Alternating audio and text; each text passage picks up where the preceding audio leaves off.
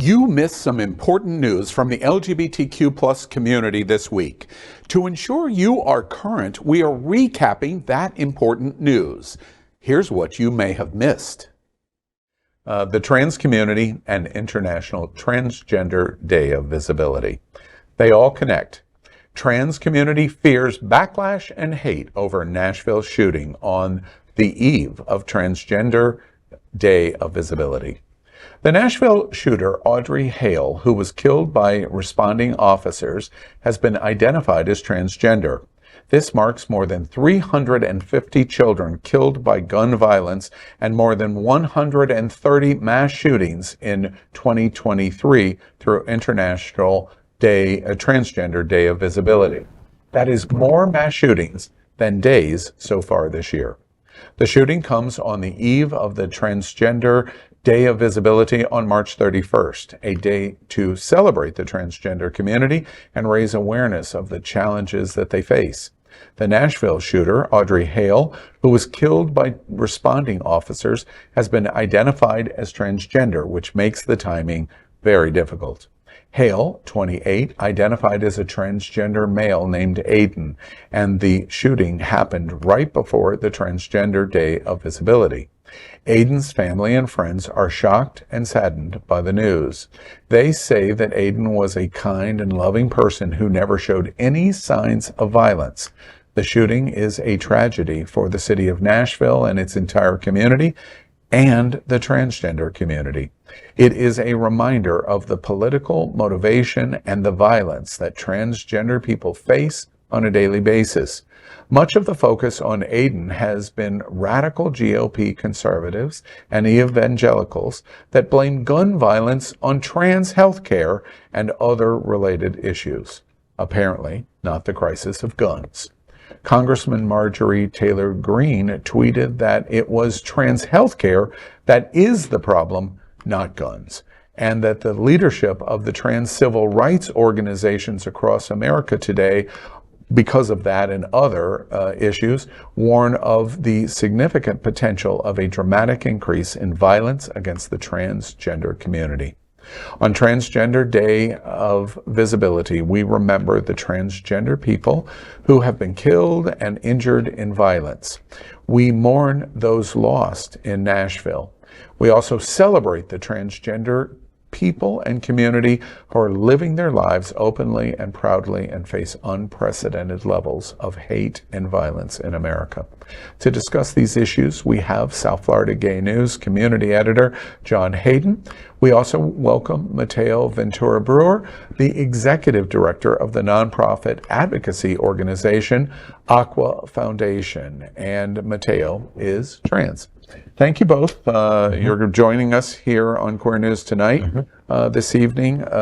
Nashville, any first thoughts about what we learned and what we're watching in the world in their comments about trans community and gun violence? Well, I think the first thing that we have to acknowledge, it's a tragedy on multiple levels for multiple families, no matter who the shooter was, no matter how it happened. There are families that are mourning, and this is an absolute tragedy.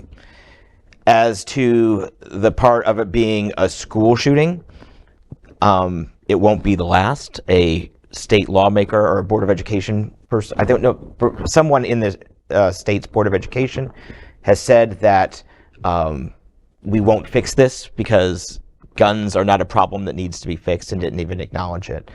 For the trans community should be scared, because they're already being egregiously attacked legislatively, politically, physically, and now this is going to give people who are already crazy but were right on the border of acting crazy, this is going to be the match that lights their haystack. Yeah, and I think it's important as well to acknowledge that trans people are people at the end of the day, capable of horrendous things, also for the majority part, good, decent people. Just like any other demographic, I think no group is a monolith, and you're never going to be able to blame one thing on what's happening or what has happened. Clearly, in my opinion, and statistics bear this out, the access to high-powered firearms are what greatly increase the danger and the violence and how many people are killed.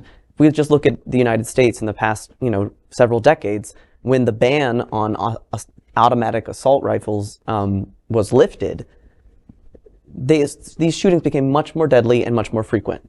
So regardless of what Marjorie Taylor Green and others think, if someone has violence in their hearts that they want to commit or a mental health crisis or break, if they don't have access to something that's going to kill many more people in a short amount of time, then the damage is going to be minimized. There's a lot we could be doing to address these issues, and trying to demonize transgender people is, it fits into their narrative, but it's foolish and it's wrong. Matteo, I have to ask you, when you first heard the news, wherever you were and heard the news first about the shooting, but it was not long after the news of the shooting breaking that they believed it was a transgendered person. What was your first thoughts? What went through your head the first moments of you hearing that news? Yeah, the unfortunate, one of the first thoughts is we're almost desensitized to school shootings in the sense of they're so frequent and it's so upsetting, and the human body can only take so much. And it's especially fearful for me as a parent. I have a young child who's going to be entering public school in just a few months, and it's terrifying. But as a transgender person, especially as a transgender man or trans-masked person, hearing that the shooter identifies as a trans male and used he, him pronouns, it was a little bit of, well, as trans masks, we already feel like are often left out of conversations, or people aren't even aware that some people don't even think we exist. And definitely not to say that trans femmes have it easier because of more visibility. It's often the opposite. We certainly can enjoy some aspects of protection from not being as spoken about. And I think it's a cruel irony that on Trans Day of Visibility, or this week, that we really should be celebrating the people in the community who are visible and who are brave. We're becoming visible in a horrible way. We're reading. I'm sorry. Go ahead. Well, I just wanted to point out a couple of things that, as far as the pronouns go, we even struggled with that here in this particular story, as we started off naming them, perhaps dead naming them, and then about halfway through we switched to using his name Aiden. So that shows the confusion that everybody has talking about this. But I think what we did was tell a story and sort of go with a linear way of how he has grown. Outlets like the Daily Mail have intentionally and blatantly just misgendered throughout the show. The second is that when you're put on, and there is absolutely no excuse to ever go on a shooting like this. There's nothing like it. But what made him go it? Perhaps it was the legislation. Perhaps all the anti-trans rhetoric. Perhaps it was all of the official sanctioning of discrimination against him that made him snap. And unfortunately, when most people, most LGBTQ, especially trans people, quote unquote, snap, they commit suicide, which is a tragedy. But the people who are pushing these bills are completely okay with that. It's what they are hoping for. Yeah, go ahead, kill yourself. But other people snap by acquiring guns, 7 of them legally, I have read, and then going to a school and shooting it up. That's what happened to him. And it's terrible, it's wrong, but at some point people are going to break mentally, and people break in different ways. Yeah. Matteo, I'm also interested in your reaction of in the trans community of this tragedy. It's a tragedy on both sides. I understand later in the year, Aqua Foundation is going to come back with TransCon, and it's a very important opportunity to educate community on trans community issues and broad LGB and Q issues as it relates to trans. And so congratulations to Aqua for that commitment. But for the trans community, I know you don't speak for all trans people, but could you give us some perspective, both for the LB, G and the Q in our own community, and then our allies and broad community? What's going through trans South Florida psyche right now over this? I mean, a lot of fear. And I think we've been already living under a lot of fear for the last 10 years as a lot of anti-trans rhetoric, violence, and legislation have continued to advance, and they are exploding. It's exponential, what we're seeing. And in certain states, I really commend them, the governors and the legislators who are taking steps to become a safe haven. But the reality of it is there are people here and in any state, especially in the South, because a lot of the South in the southern United States are gerrymandered. People of color are often not equally represented in lawmaking. And this is our home. Not everyone can leave. I can't, just say, yeah, let's move to California where the laws will protect us, or New York or whatever. And there's still pockets of people who don't agree. You're never going to be safe if you're out or known to be trans. And that's a terrifying thing. And I think that really comes down to it is who would openly or willingly subject themselves to fear, to violence, to having their rights be stripped away for what? So they can compete on the women's team in high school sports? Nobody's going to do that. That doesn't make any sense. People who are trans, people who are queer of any way, just want to live their lives and just want to be able to be free. It's so interesting to me because I've never heard the parallel drawn that was so clear to me of trans and gay men, because significant age difference between the two of us, and you've just illustrated why would trans people go through this if they really were not who they were and wanted to be authentic. That was the exact same argument that I made in college in the 1980s. Why would gay men go through the challenges that we did, especially in the slurs that took place in the AIDS crisis, if we had the ability to take the pill? Of course we would take the pill, and overwhelming majority of gay men would have said exactly as I did. It's the exact same observation you just made. Why would we endure this? There's only one reason why. This is who we are. Yeah, and I think there's something beautiful in all of us who are gender or sexuality diverse in taking that back. And I think there is a place of fear where it would be safer or easier or whatever, because you wouldn't have to fear if your family's going to reject you. But I think there's a growing movement as well of people being like, no, I'm proud to be trans. And that's how I feel. It's something about like taking a hand, having a part in creation, right? If you're religious and if that's your flavor, I am gonna probably use this quote incorrectly and I can't remember who said it, but it's God made transgender people for the same reason that there are grapes and not wine, or wheat and not bread. It's so that humans can take part in creation.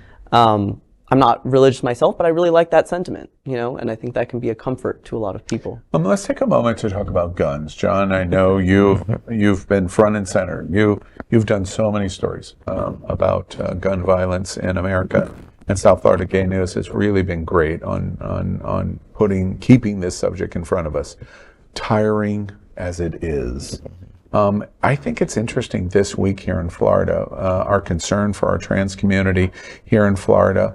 At the exact same time that this event was going on in Nashville, our legislative session in Tallahassee is on the verge of moving and pushing legislation that basically creates open carry and reduces our gun responsibility. What do you think about what we're watching in terms of guns, not only here in Florida but broadly? Well, a natural progression. And while this legislation sounds terrible and frightening, and it is, there's also the fact that there's a law of diminishing returns. Our gun checks in this state, and let's face it, for this country, are laughable. They are easily circumvented. They're ineffective. At a minimum, they're ineffective. So I don't really know if this is going to make things worse. It's just going to make it harder to rein them in. because the fact is it's literally out of control. Like I say, I'm old enough to remember when mass shootings stayed on the headlines for more than 24 hours. And we're beyond that point now. Something will push this off of the map soon, because we're so desensitized not only to gun violence, but to mass violence as well. And to the Marjorie Taylor Greens of the world who, God help us, take the guns, don't take the hormones. You know, last thought in our conversation on this really tragic news for both LGBTQ community and the Nashville community, and really all Americans. Matteo, I'll give you the opportunity again that you don't speak for all trans people, I understand, but a leading voice of one of the leading nonprofit advocacy organizations, Aqua Foundation here in South Florida. What would you want us to say to the trans community in a moment like this? What's appropriate for us in our speaking to the trans community that's appropriate and would be appreciated, and know that they're heard and they're seen on International Transgender Day of Visibility? Do you mean as an ally? As an ally. Yeah. Yeah. Really just that you're with us, and I think they're far and few between, but there are people in our own community who want to drop the T, right? And that's hurtful, obviously.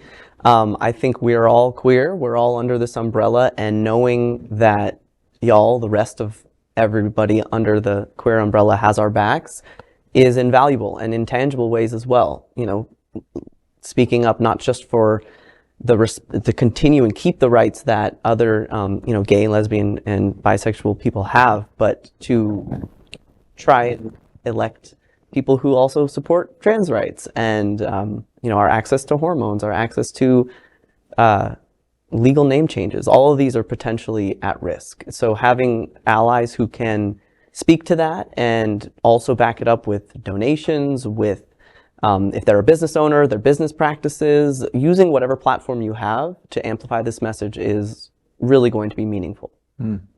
Well, as we said in this special conversation at the top of our show tonight, it's critically important that we discuss this.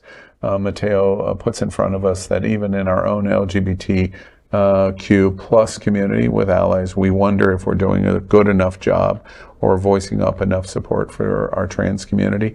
This is a week that we absolutely have to do, and Queer News Tonight brings attention to International Transgender Day of Visibility, and we bring attention to the mass shooting in Nashville, and tragic both for the potential for our trans community and all lumping all trans people into the same bucket, which is certainly not true for any segment of American society, but also for those people that lost in Nashville. And coming from a community that lost 49 in Orlando in 2016 at the Pulse shooting, we understand what Nashville is going through right now. Keep watching the only television news in the world from our LGBTQ plus community, and stay informed on everything that is important for and about our diverse LGBTQ plus community.